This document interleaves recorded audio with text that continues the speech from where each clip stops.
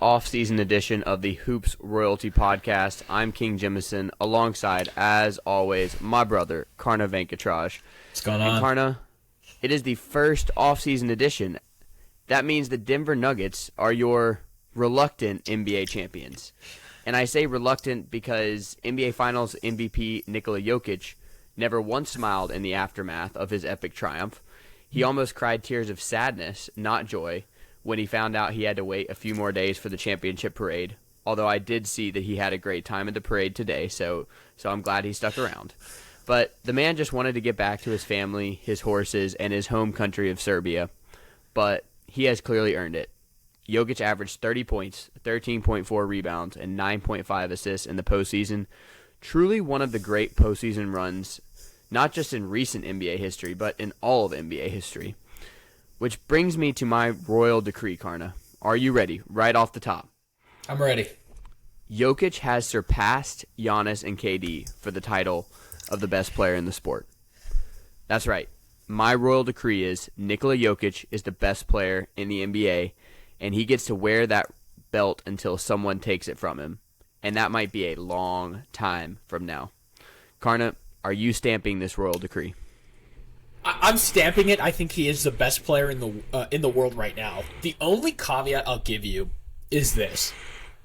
When we look back on whether or not this run was historic, I think there's no doubt he had some really historic games. The triple-double numbers are eye-popping for sure. But if you look who they had to go through, I think that will be the kind of talk show host, take the other side of the argument when you're talking about Giannis versus KD. Because in Giannis's run, he has that really dramatic series with Brooklyn.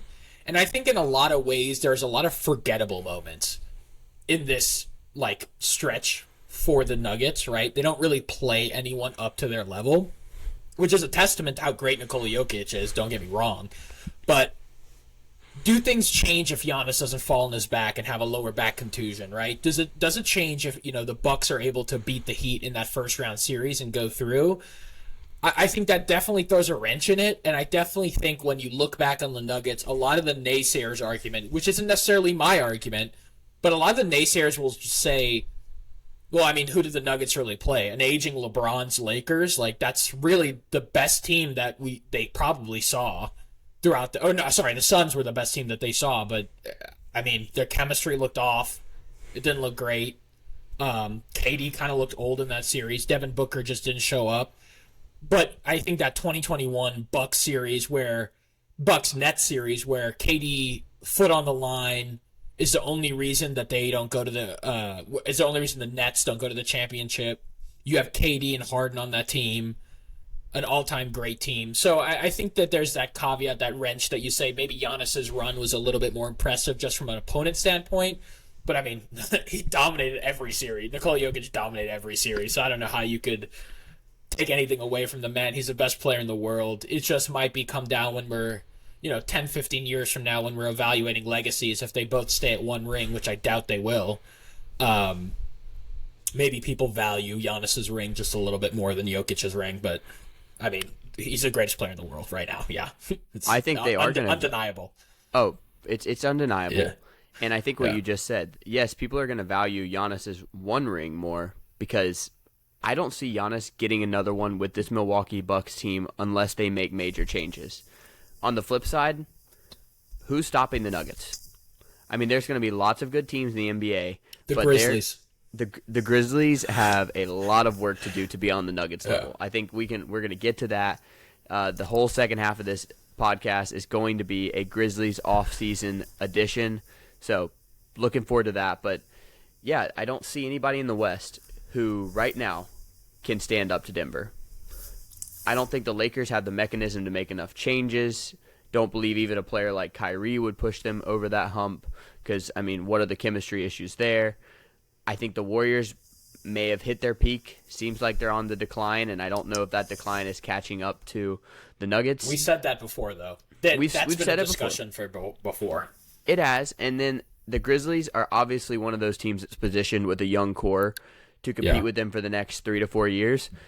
The question is, first of all, is Ja going to figure it out? And by the way, we're recording this at 5:32 p.m. on Thursday, June 15th. There has been no news about Ja yet, so if it sounds silly that we're doing a podcast about the Grizzlies and about the NBA and we haven't led off with Ja Morant, that's because we don't have any news at this point. But I expect tomorrow or the day I expect after. tomorrow.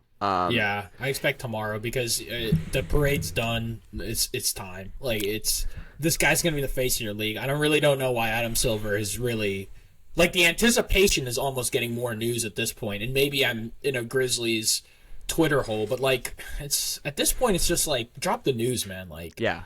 You're creating more suspense, and it looks bad for the NBA. It looks like you guys don't have the internal mechanism to make a decision, which is really bad. And it kind of looks like you're holding up a man's career for content. Like, are you just waiting to announce the suspension to generate more things to talk about in the off season? Like, are you just going to try to time it out perfectly to where this hits this weekend and then you got the draft next week and there's always something going in the NBA content machine? Yeah.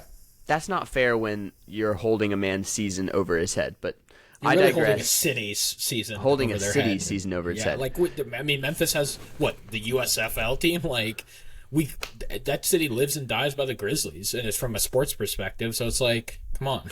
Go Showboats. Yeah. But, so the Grizzlies can get to that tier depending on what they do to replace their starting three, and spoiler alert, that's what we're going to talk about in the second half, but right now, the Nuggets are super well positioned, not just for this title run, but for the next few years to come. And speaking of Karna, in this 2023 NBA Finals, what separated the Nuggets from the Heat in this matchup? And I got to give you flowers, man, because you called this the whole way through. You never wavered your belief in Nuggets in 5.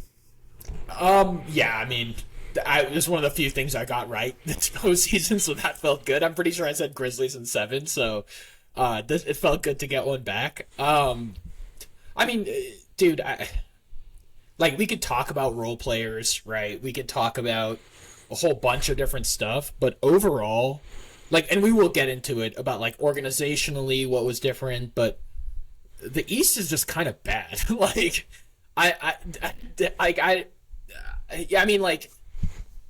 The East this year, I guess, was kind of bad insofar as the Heat should have never been in that situation. If we're just being honest, the Heat were not physically equipped, probably not mentally equipped to be in that scenario. And when I say the East is bad, objectively they have better players. The Celtics, Sixers are really good teams, at key moments, the star players in the East just kind of drifted away. And whether it's injury in Embiid's case, I'm sure he'll come out and say that knee, I think it was a high ankle sprain or a knee sprain that he endured during that Celtics series was a really big inhibitor, and that will probably be the reason. And then Jason Tatum and Jaylen Brown not being able to figure out together in that conference finals is also a big reason why the Heat, were able to win. So, I mean, in big moments, the East was just the stars in the East just didn't perform when they needed to, and Jimmy Butler did, and Bam Adebayo did, and then their luck ran out when they really faced a complete physical, long, defensive stalwart team in the Nuggets, right? The Nuggets played a complete series. They played defense. I mean, if you were asking my prediction coming into the playoffs, what would be one of the not great defensive teams and not one of the great defensive players, you're betting on the Nuggets, but because they've been able to outscore teams. It looks like the length gave the Heat a lot of trouble. Jimmy Butler struggled to get to the rim, which is he needs to open up his midi game, and really open up that whole offense. And then they just lacked offensive firepower. I think it probably goes to 6 if you have Tyler Hero on the floor as another weapon, another scoring weapon. They just didn't have enough offensive, firepower. Bam Adebayo isn't a developed doesn't have a developed offensive bag to kind of carry the load in that sense. So I guess my thesis is the Heat should have never been in that situation to begin with, because they were not one of the best teams in the East, if we're being honest. They really capitalized off the fact that a lot of star players in the East were bad at really key moments or injured at really key moments. So Nuggets took advantage, longer, better shot making, better players. It's really that simple. You don't need like a basketball PhD to see that the Nuggets were just like the better team in every facet. Role player, star player, defensively, offensively. It wasn't as dominant as I thought it would be, to be honest with you, even in 5 games, but the Nuggets were the best team in all phases of the game, all 3 levels of scoring, always defensively. I mean, yeah, they were just a better team. Yeah, no, I think that's plain and simple the answer. The Nuggets were the better team. And then I'm going to put that in a bit of an X and O standpoint. Yeah. The way you see they're a better team is that they generated better shots. So I'm just going to read you off the numbers for shots at the rim for each game. Okay. In game 1, Nuggets had 20 shots at the rim. Miami had 19. Next game, 16 shots at the rim for the Nuggets, 11 for Miami. That was, incidentally, the only Miami win. Game 3, 29 shots at the rim for the Nuggets, 23 for the Heat. Next one, 28-18 in favor of the Nuggets. And then the closeout game, 5, 30-21 in favor of the Nuggets. So what you're seeing there is that overall for the series, the Nuggets got 31 more shots at the rim, and they shot 80%, 75%, 69%, 68%, 67% on those attempts at the rim. So they were getting more shots at the rim, and they were clearly good shots because the vast majority of them were going in. So that just brings me to a bigger point that we have addressed multiple times in this series and that you really talked about just a second ago. And that's the Nuggets' length, the Nuggets' size. The Nuggets were plain and simple bigger. The Heat starting lineup was 6'3", 6'5", 6'5", 6'7", 6'9". Okay, and Bam's a big 6'9", I'll give him that. But here's the Nuggets starting lineup. 6'4", 6'5", 6'10", 6'8", 6'11". And that had even Jimmy scared to shoot at the rim. It wasn't even so much that he couldn't get into the paint. He was doing that over and over again. But when he got in the paint, he was afraid to shoot. And I don't know if that's because the ankle injury he suffered in the Knicks series led to him having a lack of lift. But I definitely think regardless of his injury, the Nuggets' size had something to do with that. And then, Karna, did you see Aaron Gordon just eat Kyle Lowry's shot? That needs to go in the stat sheet as something bigger than a block. That was nasty. Yeah. And that was just emblematic. And if you think about it, like the Nuggets didn't even utilize really, and I'll break it down to one specific player in just a second, but they didn't really utilize like their specific or their size all that well. And it really comes down to one player. Like if MPJ was more physically imposing and like you tweeted, figured out that he was above 6'5", which he is by a lot, then the physical difference is even more apparent, right? And I think when you have your sizable players being able to stretch the floor as well, so it's not just that they were size, right? Like the inside scoring tells a one side of the story. The other thing that we're kind of maybe neglecting is like the reason that they're able to create those inside shots, take people one-on-one, is because Nikola Jokic is a point center and he's able to dominate the floor in all 3 levels. Absolutely. But also MPJ is able to stretch the floor as well. So all of these guys, even the physically imposing guys, can score on 3 levels, and that spaces the floor so effectively for the Nuggets. And that's something that we'll probably get into in just a second for what the Grizzlies can learn from the Nuggets. But I think that, it's not just that they're physically, it's not just like, they're tall, right? It's that offensively they're so dynamic and can score in so many different ways and have so many interchangeable pieces that the floor is always spaced. And you have guys like Jamal Murray that are able to take advantage of that. Because if you come off Nikola Jokic and you give him that 5 feet, he's going to drain it, right? Yeah, if you give MPJ, automatic. If you give MPJ enough space, hopefully, if he's hot, I mean, you can't disrespect his shooting, right? So it's their size was able to kind of stretch the floor, really provide open spaces. That's how they were able to get to the rim and really, really be effective at the rim. And then on the other side of the ball, that's when you do see the size disparity, right? Like Nikola Jokic was able to effectively, step in defensively when he needed to. I think there's one time that kind of stood out to me. The guy's driving to the rim, and he's just like a case of active hands. I think it was Jimmy Butler, but I'm not sure. And he just swipes the ball away from him. And then, KCP, pretty staunch perimeter defense as well. They just, I don't know. I think the score didn't tell the whole story about how one-sided this series felt. Yeah. Intra game. So it's like, I think that's how it felt to me, and that's why I picked Nuggets in 5, to be honest. So, yeah. I mean, the Nuggets were just the best team in the NBA. That's how it felt. Yeah. Yeah. And it's weird because we knew they were really good in the regular season, but first of all, because it had been a few years since they'd had playoff success, and that's entirely injury related, but I think people questioned whether it was sustainable in the playoffs, including us, or at least including me. I don't want to throw you in there, but pre-playoffs, I thought that the Nuggets were really good, but that, for instance, the Suns might be able to beat them just simply by outscoring them because the Nuggets defense was such a question mark. And to your earlier point, Jokic really proved a lot of people wrong as a defender in this series. Is he an elite rim protector? No, he barely gets above the ground. But he knows how to put himself in the right spots defensively, and he works so hard on that end. You see him. Yeah. I mean, he just is giving his 100% the whole time he's out there. And I love watching him literally sprint from end to end. And I know it's not a beautiful thing to watch Nikola Jokic run, but it is a beautiful thing to watch him give effort. And that's what he was doing over and over and over again.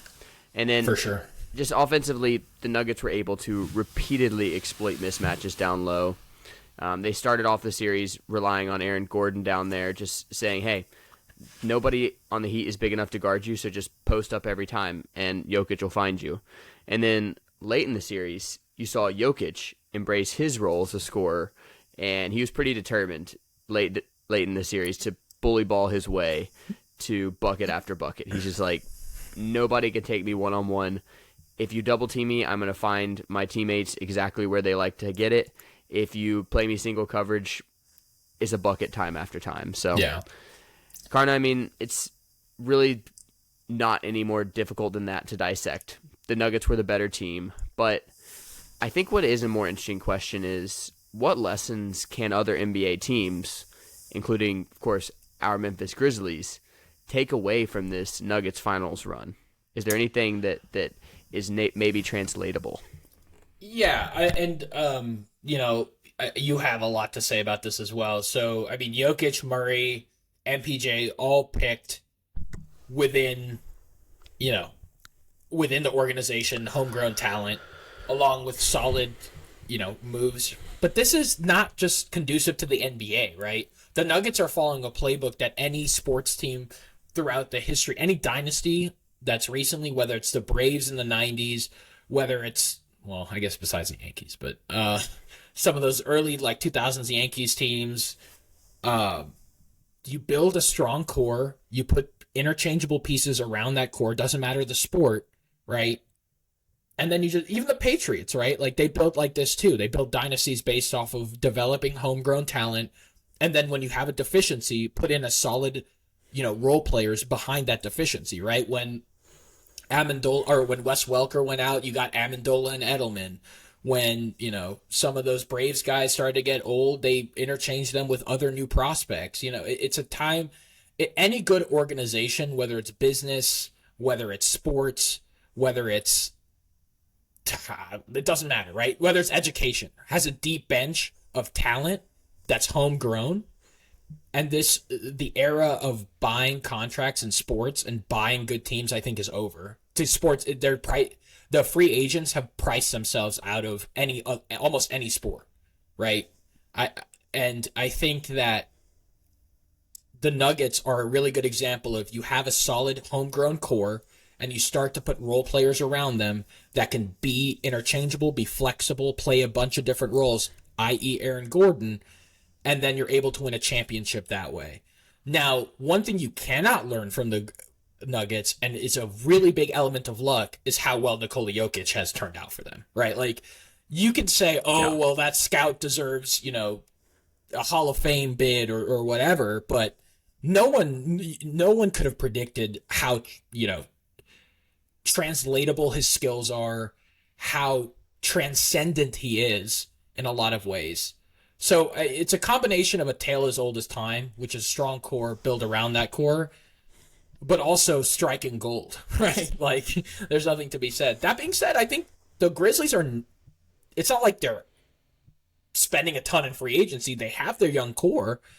It's just building around that young core and building around those, not fringes, but role players that will bring a championship to Memphis. So, again, I don't think the Nuggets playbook is anything new. You see it in baseball. You see it in football.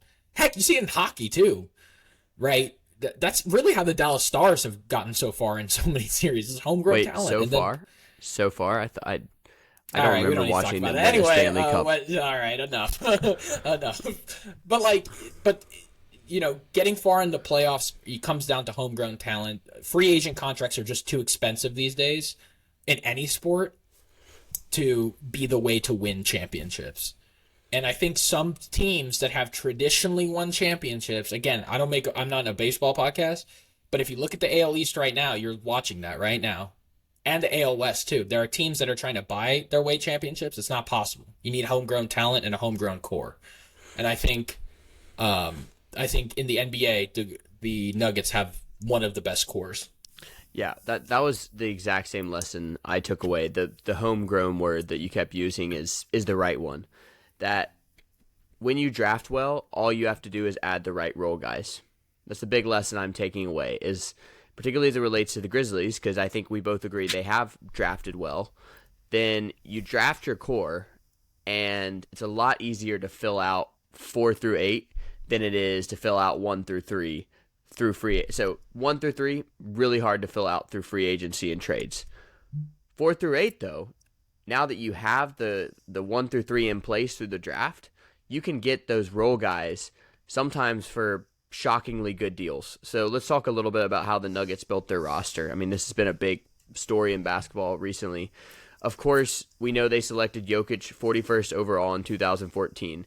And as you said, that's striking gold. It's not like they picked him 5th. It's not like they're like, he's the best player in basketball, we're trading everything to get him.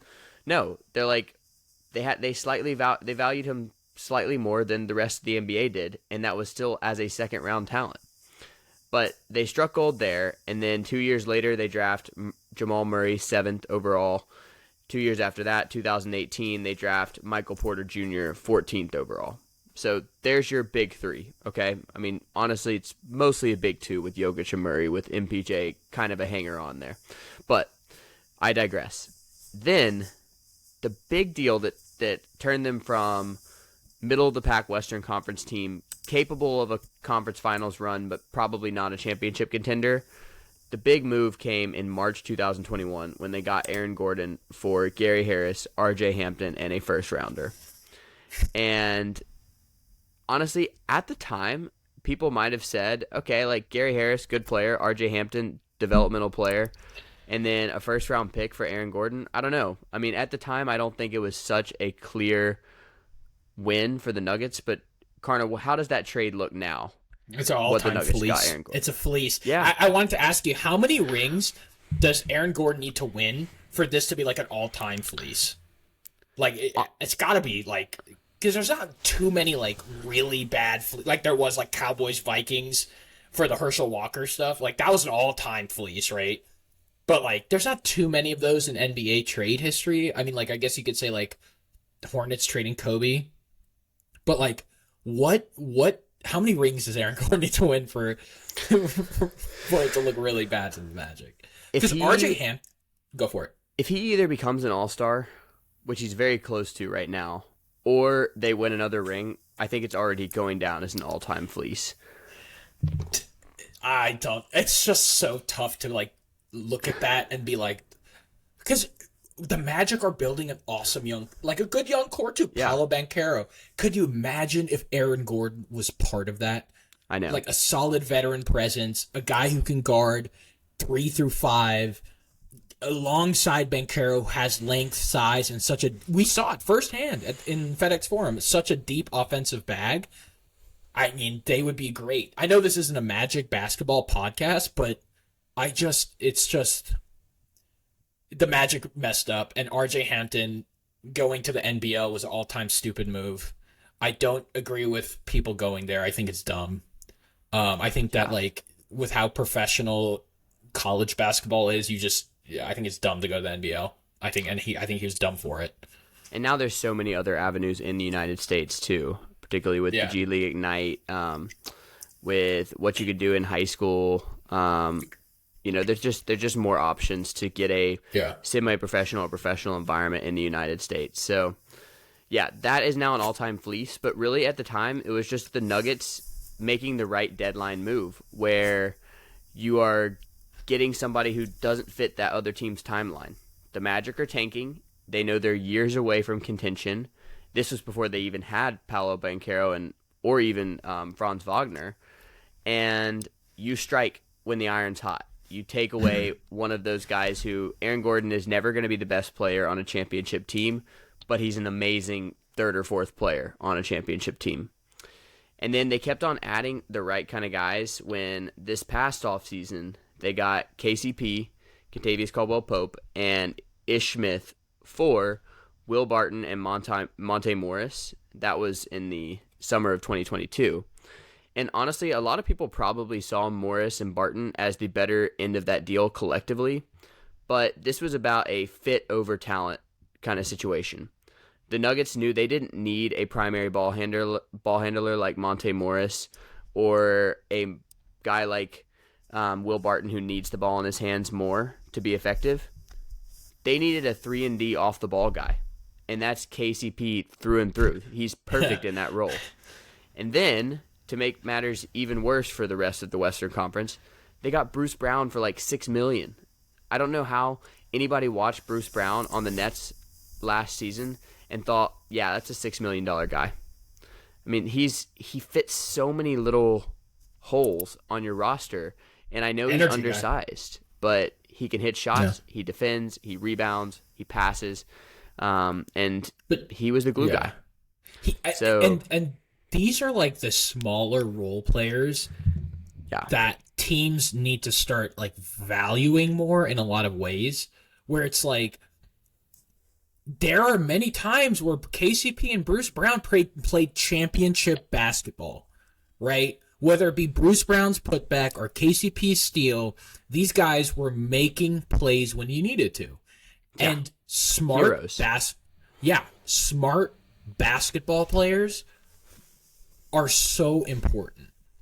And I think those guys exemplify, in a lot of ways, smart basketball.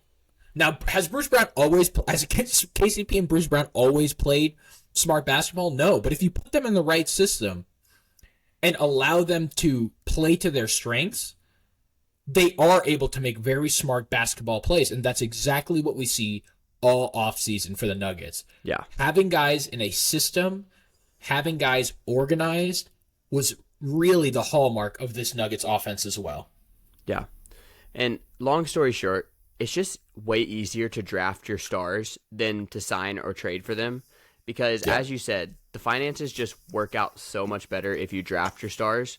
But then when you see the opportunity to take the right role guy, you have to do it, even at the cost of some future capital. That'd be another lesson I would take away, is that the Nuggets were like, you know what, we're willing to let a first-round pick go to get Aaron Gordon. We're willing to trade away two guys who definitely did help us in Monte Morris and Will Barton, two solid players, because we know that KCP is the right fit. We're willing to take on a little extra salary when we're already over the luxury tax to get a guy like Bruce Brown. I mean, they made so many smart moves for smart basketball players, and I think both KCP and Bruce Brown and Aaron Gordon, so all three of them, probably a little bit undervalued because they're not dynamic playmakers with the ball in their hands. They're off-ball guys. But what do you need when you already have the greatest passer in the sport, in Nikola Jokic? You need off-ball guys who know how to get open where they want the ball and who aren't going to demand the ball in order to be effective. And so they built a team around Jokic that honestly couldn't be better. Yeah, and I realized I said AL West and AL East. I meant the West and the Eastern Conference. Sorry, I had baseball brain for a second. But yeah, I mean, I think you see a lot of the Western Conference and Eastern Conference trying to buy players and buy contracts, but they don't really care about team chemistry. Like or even allow that team chemistry to develop, right? You have the Harden Durant, you have the Booker Durant, you have like these super teams trying to form. But I think what LeBron's precedent wasn't that like a super team can just work. It was a testament to how great LeBron was that his super team worked, right? Like Yeah. basketball chemistry is real, and the Nuggets figured it out better than anyone did, and that's a testament also to how plastic, and I use that word like plasticity or plastic, to how Nikola Jokic is able to play and fit pieces around him, just like LeBron is able to do.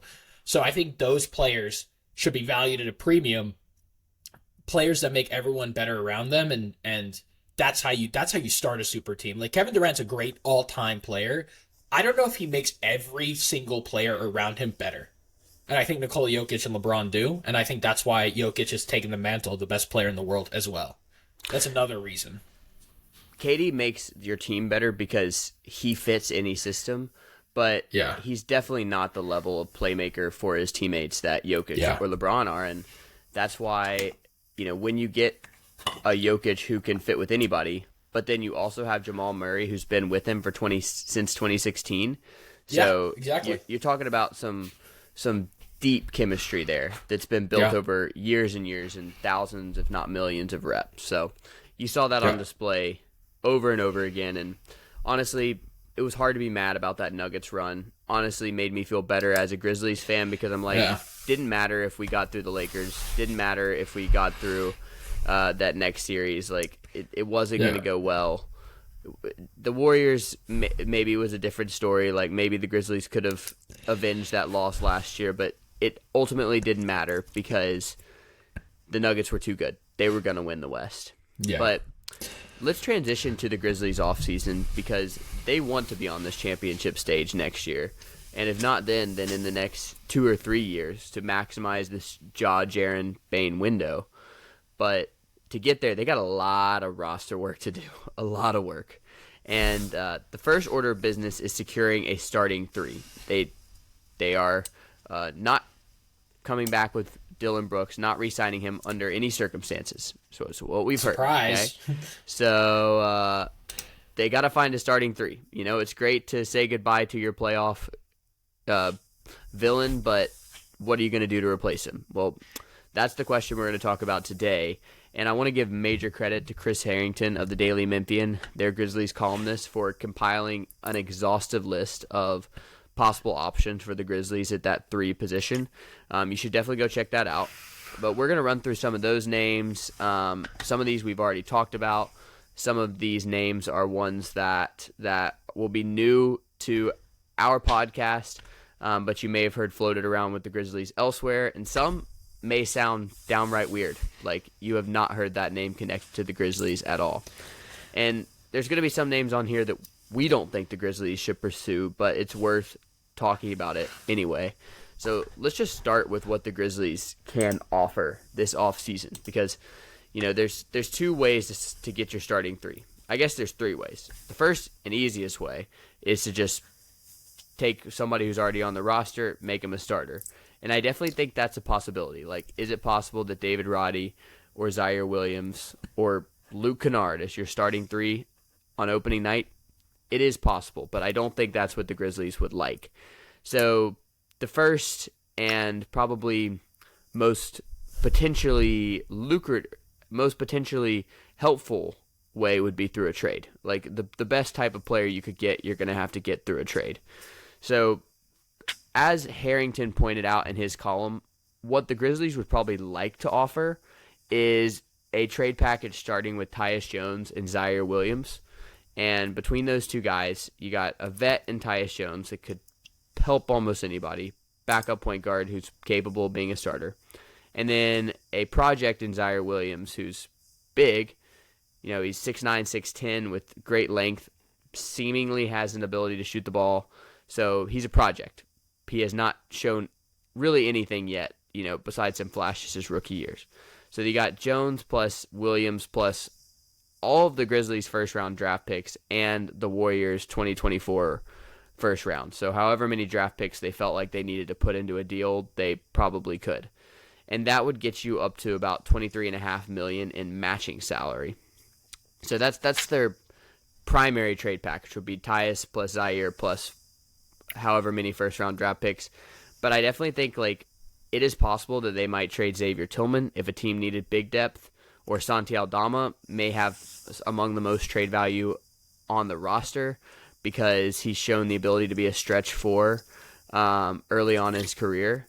And so I think as far as the young players go, he's probably seen as the best by other teams on the Grizzlies that they would be willing to part with.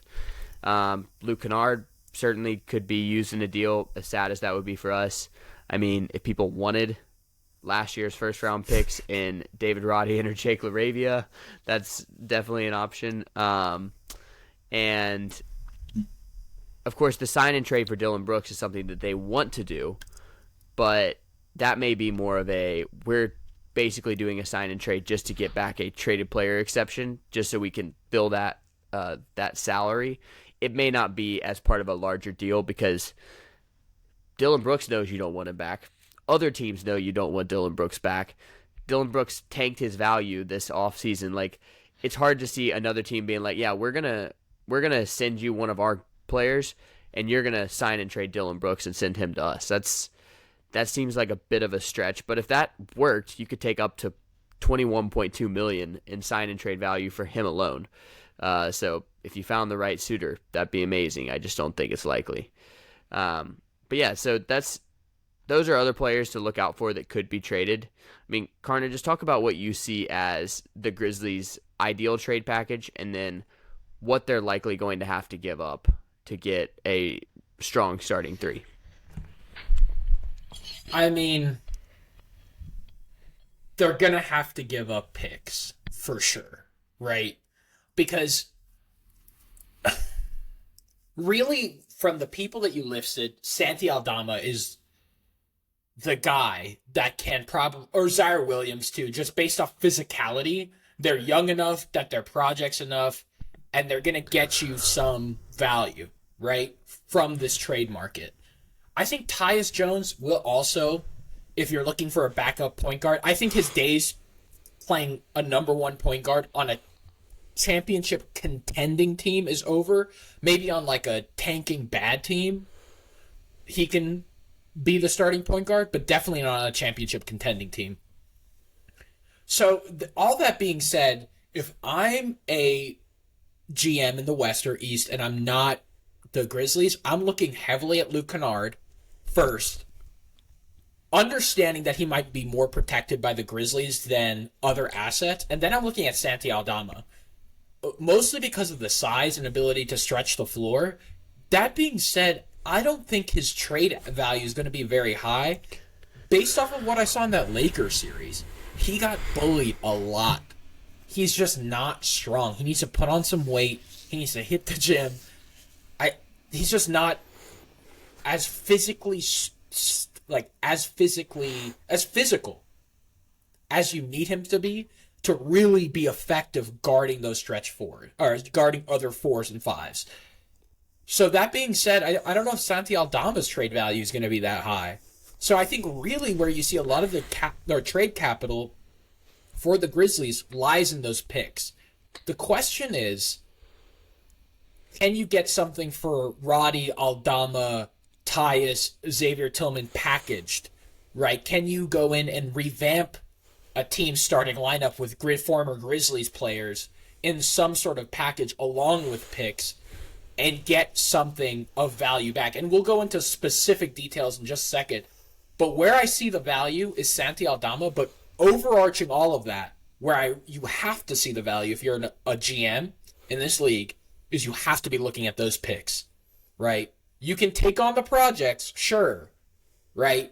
But I think that we both agree that Santi Aldama and Zaire Williams are really not going to change the fate of your franchise in a super meaningful way, right? They could be role players. They could be solid bench players, and at the highest level, maybe a starting player, but not on a championship contending team as of right now.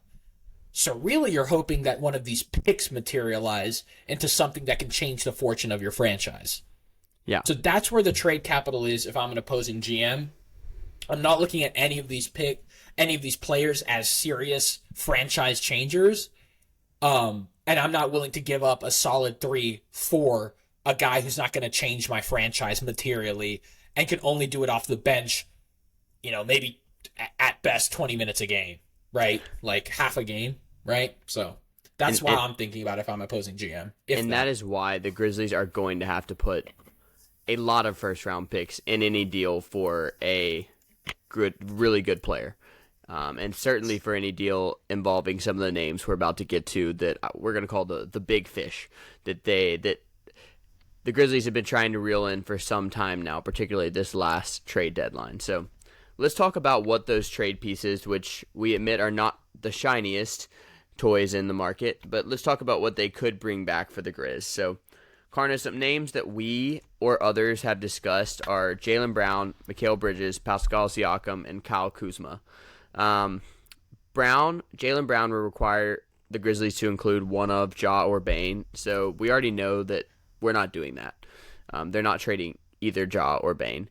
Mikal Bridges is seemingly off the table because the Nets want to build around him, and I can understand why, because he's such a versatile player. I don't mean they're going to build around him as their top player, as their number one. You. But, when is Mikal Bridges not going to help you? He can shoot 40% from 3 and defend 1 through 4. He can materially change your franchise's playoffs and championship odds. Absolutely. For sure. Which is why if they weren't so keen on hanging on to him, I'd say take all the picks. You can have them. Because with Mikal Bridges on the roster, I think the Grizzlies would have the best starting lineup in the league and would be championship favorites. But anyways, we've already discussed potential deals for Pascal Siakam and Kyle Kuzma, both of which I would take in a vacuum. But let's get into some new deals for 2 players who would be just fantastic fits for the Grizzlies. And the first one is a deal that's already apparently been on the table at the last deadline, and this player's team refused it, but that's for OG Anunoby. So OG Anunoby is a rangy 3-and-D guy. He's 6'8", he's got great length, he's one of the best perimeter defenders in the league, generates steals and deflections, and he's not a guy who has the ball in his hands a lot on offense. He's not much of a passer or playmaker, but he did average 16.8 points per game on 38.7% three-point shooting last season. So he's the prototypical 3-and-D player. He's young. You'd have him for 2 more years of team control if you got him this offseason. And a deal that I would just so happily give up for OG Anunoby would be Tyus Jones, Zaire Williams, and 3 first-round picks. If you're the Grizzlies, are you offering that? And Karna, would you be willing to offer even more to get OG Anunoby, currently a Toronto Raptor, on this Memphis Grizzlies squad? If I'm the Raptors, what I'm trying to get from this is Tyus, Zaire, 3 first-rounders, and probably Luke Kennard. Yeah. I'm trying to add one of those players. If not him, Santi Aldama. Especially if Siakam's gone.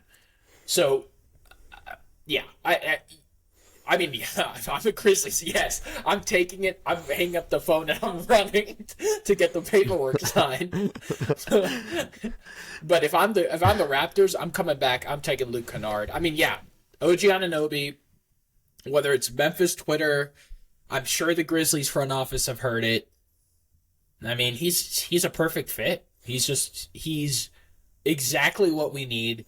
I would argue that he's probably actually more versatile than Dillon Brooks defensively. He can actually score, which is a huge plus in the NBA from what I've heard. And efficiently, too. Yeah. I have heard that it does help to score. Like they changed the rule of basketball to where you actually have to put the ball in the basket to get points. Yeah, it's a terrible development for Dylan Brooks. I'm not an X's and O's guy, but Dylan Brooks, you probably just need to score.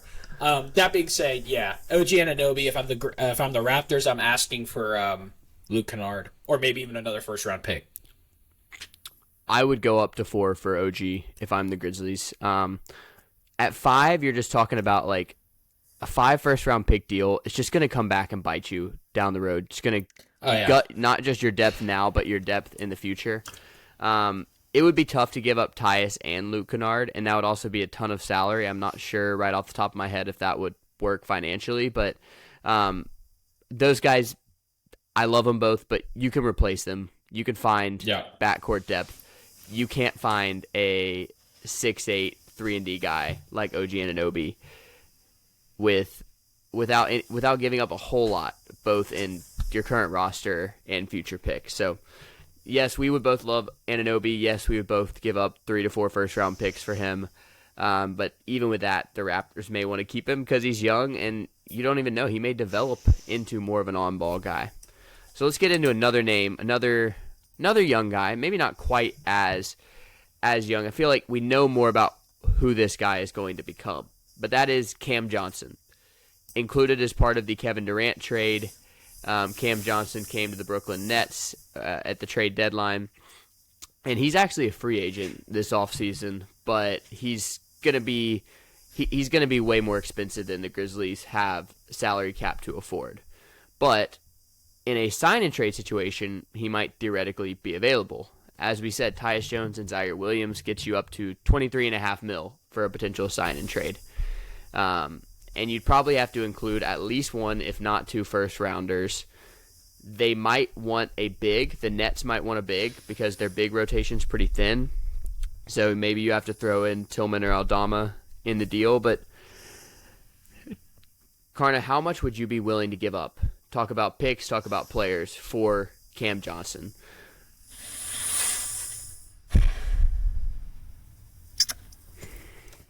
I would be willing to give up to 3 picks. Let me counter with something. Because if I'm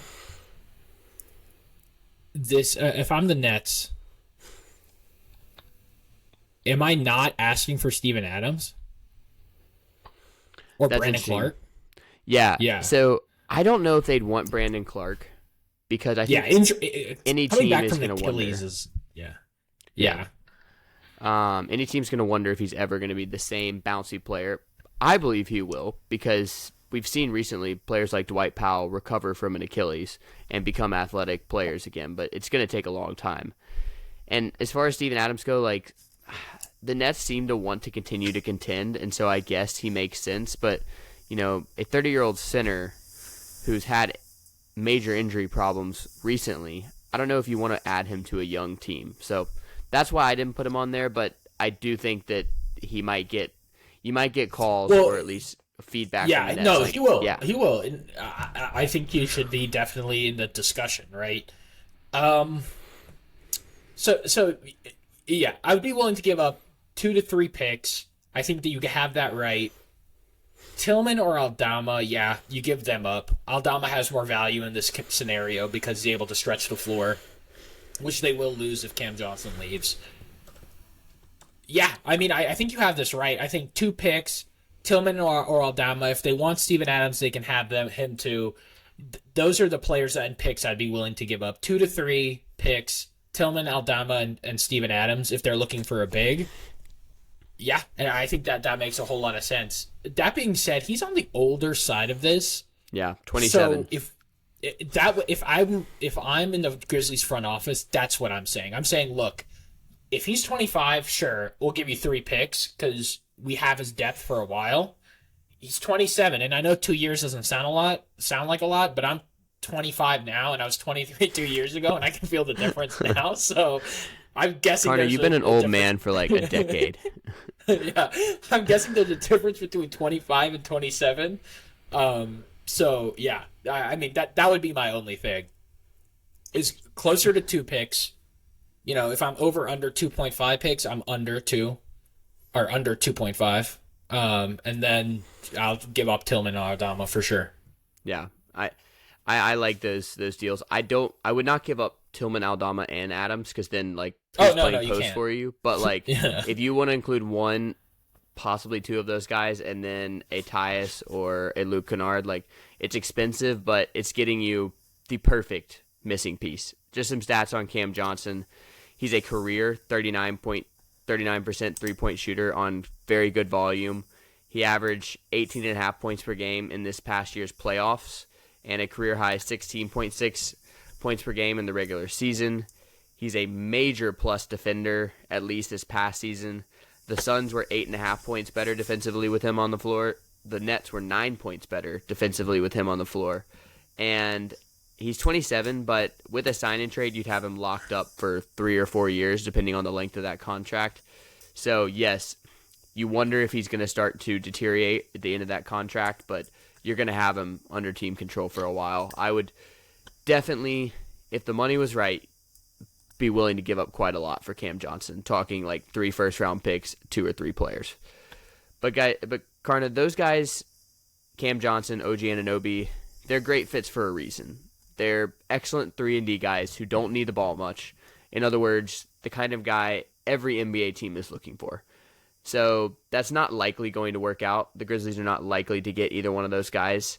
So in which case, here are a few other slightly less sexy names that nonetheless would fill Memphis's hole at the 3, at the small forward position, and I would argue provide an upgrade. So name number 1 would be Dorian Finney-Smith. Okay, we're going back to the Brooklyn Nets. If there's a team that the Grizzlies would like to and are likely to trade with, it would be the Brooklyn Nets because they've got a lot of wings and they need guards and bigs. So they are weak in the areas the Grizzlies are strong and strong in the areas where the Grizzlies are weak.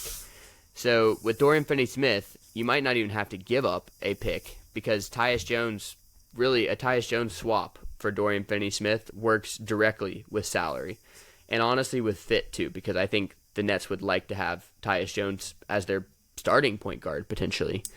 But would you throw a first-round pick in a deal for Dorian Finney-Smith in addition to Tyus Jones?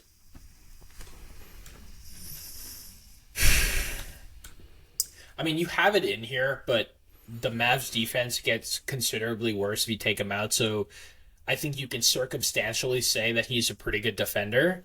Mm-hmm. I mean, he does. I wouldn't throw first. Sorry, but to answer your question, no, I wouldn't. I would fight like HE double hockey sticks. Absolutely not to throw the first round pick in there. I think if you have Tyus Jones, that's enough, especially considering where the point guard position is for the Brooklyn Nets, right? Like, who's their primary ball handler right now, right? Spencer Dinwiddie. He's a 2. He's and we already a know 2. what Kyle Kuzma said about Spencer Dinwiddie. It's a nickname we're not going to repeat on this non-explicit podcast. Yeah, and it was just, he's not the one to be handling the ball. Tyus Jones provides enough value. Is he going to be like a super contending?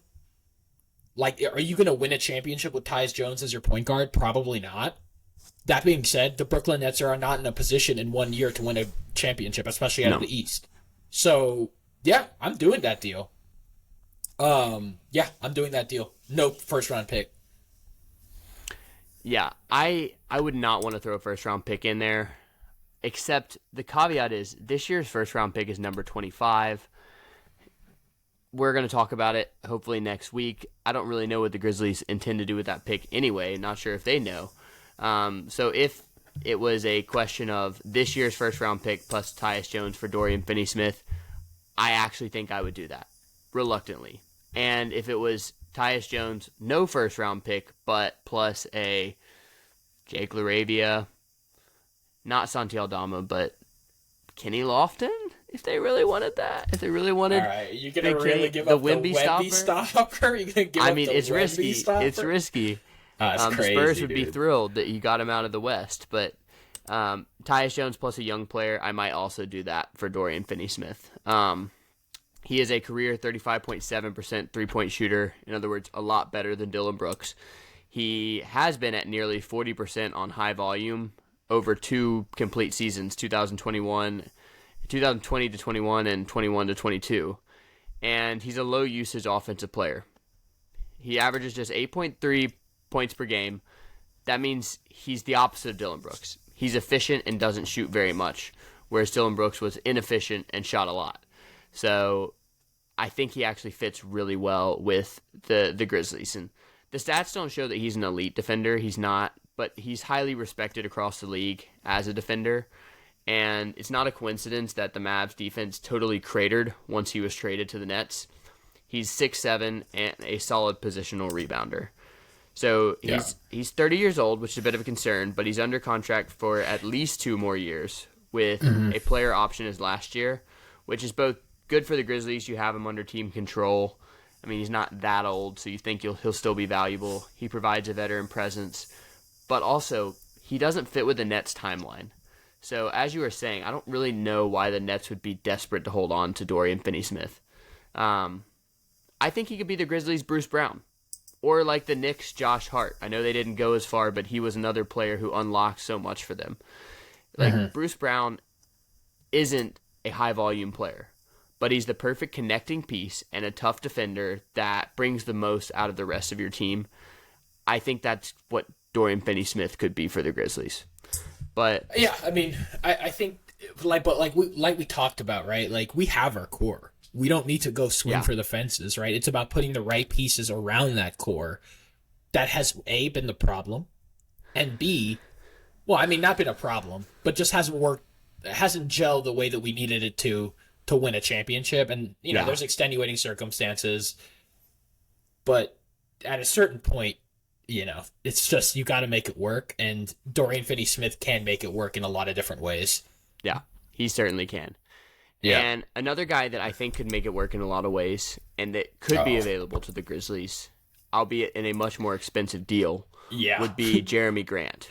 So I almost included him with the OG and Cam Johnson names, but I didn't because he's not as good a fit, but he's probably similarly expensive. So Jerami Grant at the Trailblazers, it would probably have to be a similar sign and trade to Cam Johnson, maybe even with more players in there, because $23.5 million for Tyus Jones and Zaire Williams, that may not be enough to get up to Jerami Grant's salary. Jerami Grant is an unrestricted free agent, but what the Grizz have to offer is not nearly enough, so it would have to be a sign and trade.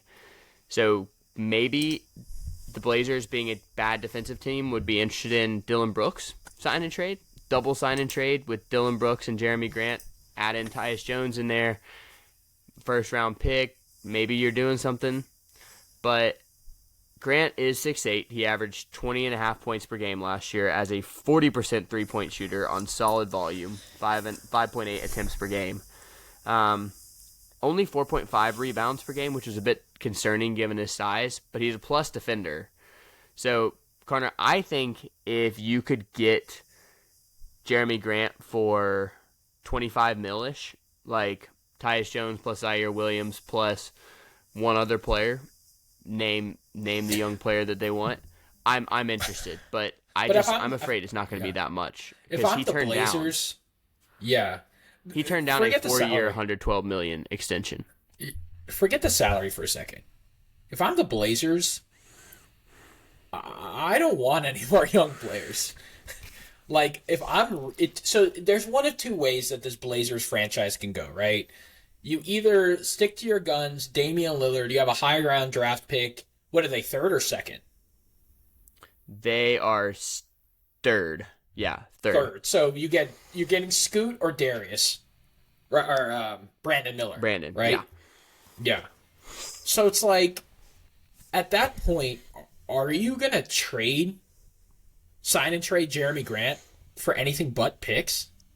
Like does Tyus Jones? Well, first of all, Dillon Brooks does not materially increase your chance to win anything. So does Tyus Jones and maybe 2 or 3 first-round picks get you there for a sign and trade? That's my only question. It's like, if I'm the GM, and not only that, let's say that we are really in sell mode. If I'm the Blazers, I mean, yeah, from the Grizzlies' perspective, yeah, you take this deal all day. Again, you sign the contract and you run away. And yeah, maybe he's not a good enough fit, but the guy can fill it up. Yeah. To a point where you need him to. And come on, 40% three-point shooter? Yeah, great fit for the Grizzlies. At 6'8", yeah. That's 6'8", yeah, you love that. If I'm the Blazers, though, and the Grizzlies are coming to me to trade, I'm hanging up the phone. And then telling all the other franchises in the NBA that this is what the Grizzlies are offering me, and I know you can beat it. The only thing that we can offer them overwhelmingly is draft picks, right? Which does, and you have to sacrifice your depth for a long time to get Jerami Grant. So if I play this out like a chess game, 5 moves down, we are giving up picks, a lot of them. Do I want to do that? No. Am I willing to give up Tyus and some known quantities? Sure. Am I willing to give up the farm when it comes to picks? Absolutely not. And I'm guessing that's where the discussion would end up going. Yeah. Notice I didn't include him in the 3 to 4 first-round pick category because that's not the player that he is, both because of fit and because I think we've seen Jerami Grant be a good player on a bad team for a while now. Sure. I wonder if he can break that mold and get back to being a winning player again. So we don't love that deal. I mean, I would love Jerami Grant on the Grizzlies in a vacuum, but given the cost, I just don't see it happening. Again, he turned down a 4-year, $112 million extension. So the only reason why he might not be a Blazer is because they probably don't want to pay him given that they're already an expensive roster and they're not going anywhere. But that also means who is going to pay him, and I don't think it's going to be the Grizzlies. But I have one for you before we head out. In the same vein as Jerami Grant. Yeah, go for it. Or before we move on to the next segment. Yeah. Christian Wood, no. From the Mavericks, no? I don't like Run me through why I don't like his fit as a 3. I mean, he's not a 3. He's not a 3.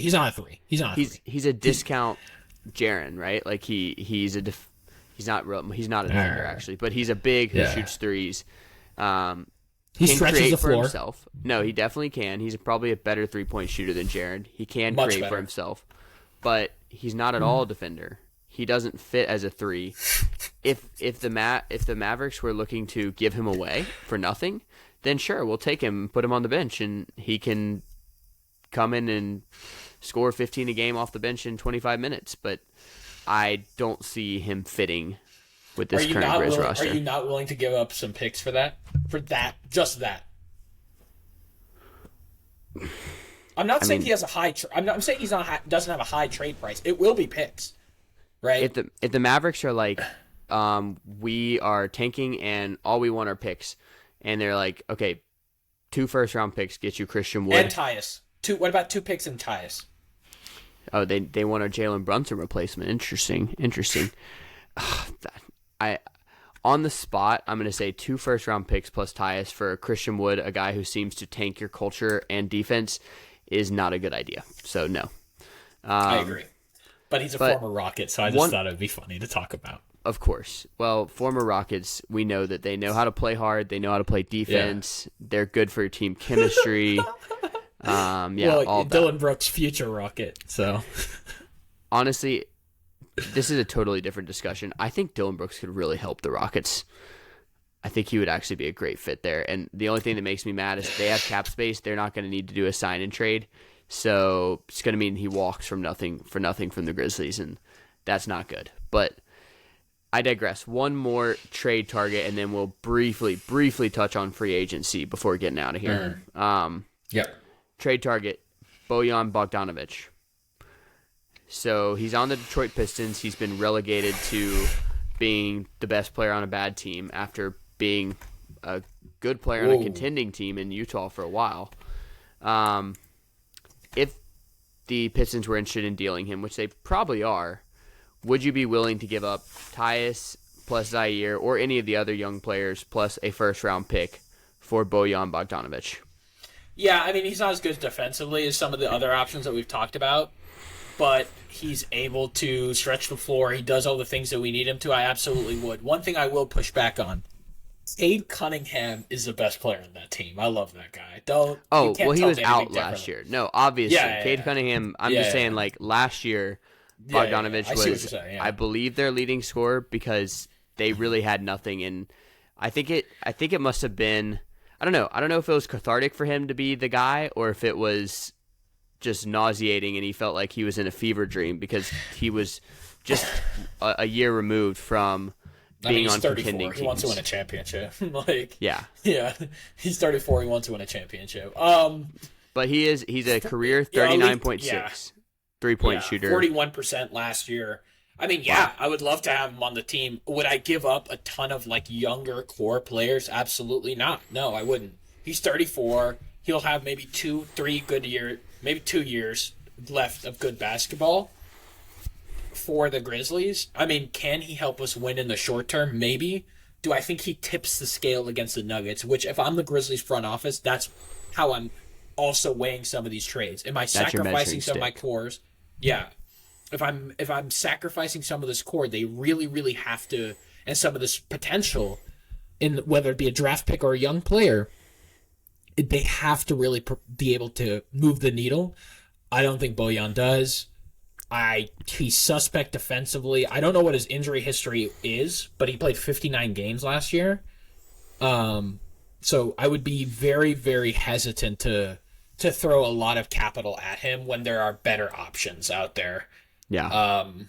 I mean, better options that we've discussed, right? Like, in this sense, you can swing for the fences, right? Like, if you're giving up a lot anyway for a subpar option, like, you might as well just full send it and yeah, just like give up most of your capital, and then you know you can really contend with the Nuggets, right? Like, I'm not going to get like a middling player and then give up capital for him, not have as much capital for a swing for the fences. It's like the worst of both worlds, right? Like, it's really mid, right? Where you're actually playing the middle and you're like, well, I got this middling player. He can be good for 2 years, but he isn't really going to move the needle against the Nuggets, and I gave up something for him, something considerable for him.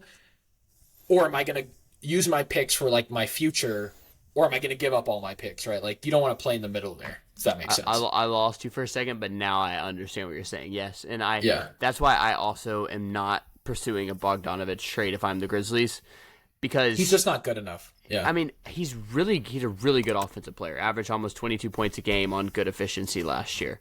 But he is a minus defender and has been that for years. This is not just an old age thing. So you're getting a 34-year-old elite shooter, but if he's your starting three, you're going to get eviscerated defensively. Doesn't matter how good Jaren Jackson Jr. is. Yeah, you're going to score a lot and you're going to win a lot of regular season games, but when it comes down to the switch hunting environment of the playoffs, you're going to get killed if Bogdanovich is your starting three next to Bane and Morant, which is already – Bane's a good defender, don't get me wrong, but he's small, and then Morant's already a target. So you're in trouble in that situation. But yeah. When I said he wasn't a good player, I didn't mean he's not a good basketball player. No. When I say he's not good enough, I mean he's not good enough of a prospect for the Grizzlies to give up a lot of future capital. And yeah. For those of you not having the audio format and can't see my hands moving and gesticulations, what I was basically saying is like there's a spectrum here, right? The Grizzlies are either in firm win now mode, right, on one extreme, and they're willing to swing for the fences and get a person that really, really changes the odds of the franchise winning the, I almost said World Series, but winning the NBA championship. Substantially Or changes the odds. Yeah, substantially. Right, yeah, I mean, yeah, Bojan helps you a little bit. He won 2% in the Vegas sports books, not that I make betting content. But on the other hand, you can keep your future prospects, really play the long game, and use those, right? So either use your draft capital, or your trade capital, and you swing for the fences, or you don't use your trade capital and you play the long game. What I really worry about with the Grizzlies is they make a bunch of small moves, and we talked about these small moves can be effective. Don't get me wrong. They can be effective and really help the chemistry of your team when you have transcendent players like John Morant and Nikola Jokic. But they make these really, really short-sighted plays like Bojan, who's 34, and can only help you for 2 years and can only be a piece for 2 years or 1 year, and doesn't fulfill all your needs, right? Someone who checks some of the boxes but not all the boxes. They need to be using their trade capital. The Grizzlies need to be using their trade capital to really find someone who checks all the boxes. And those are the guys that we talked with, like OG Anunoby checks all the boxes, right? Yeah. Cam Johnson, to a certain extent, checks all the boxes. And even though he lacks some chemistry, Jerami Grant checks all those boxes, right? Like, they don't need to be giving away trade capital for a guy who may or may not check some of the boxes.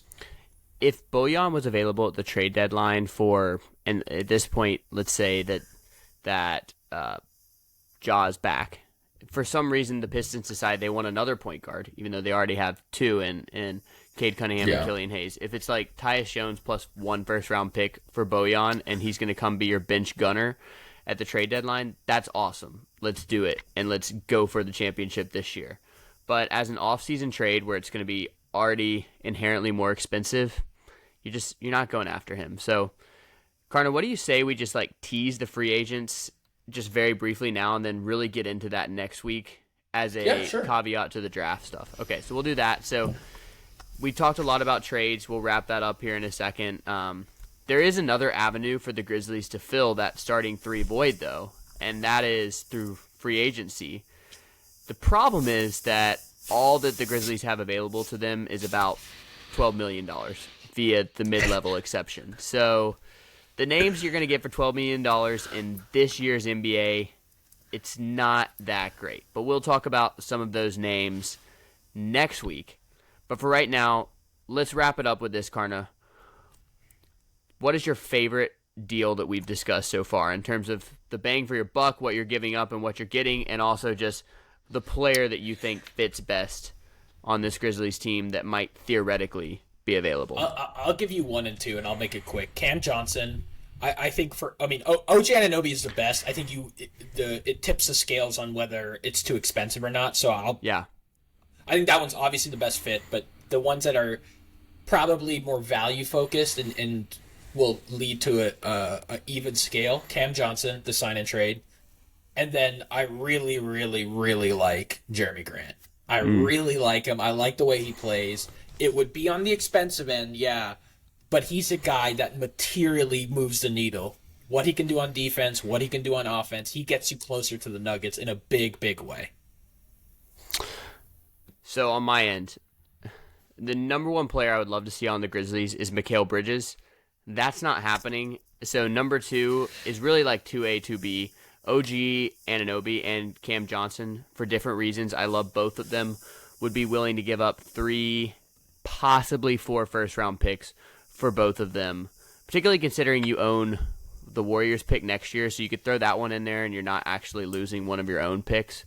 So those guys I'm willing to really push the chips in for, Cam Johnson or OG Anunoby. But the third guy, who I actually, because of the price, I actually like more than a Jerami Grant deal, is Dorian Finney-Smith.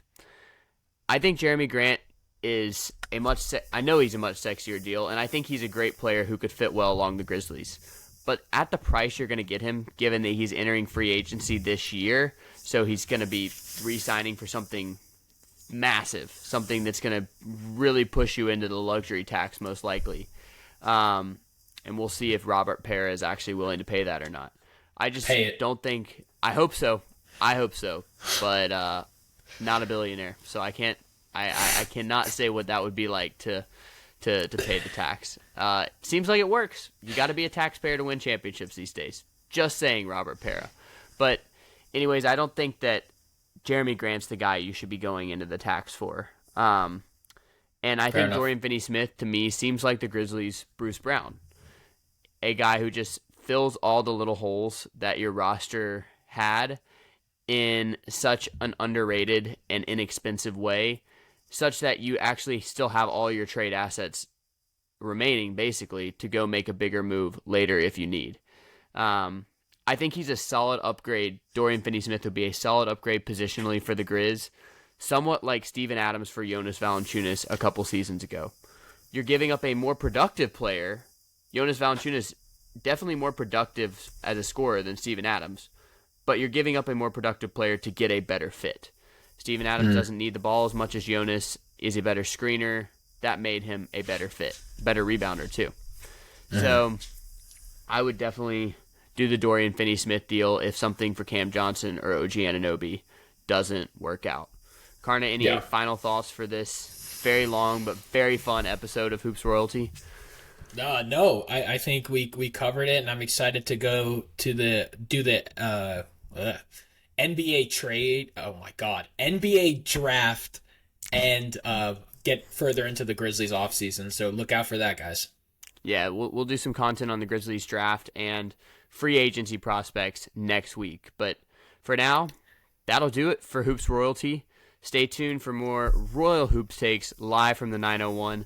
Please subscribe on YouTube, Apple Podcasts, Spotify, and go out and follow us on social media at Hoops Royalty 901 on Instagram and Twitter, where we're pumping out all of our new shows there and some fantastic live tweeting, if I must say so myself. So that's something to look forward to as well on the Twitter.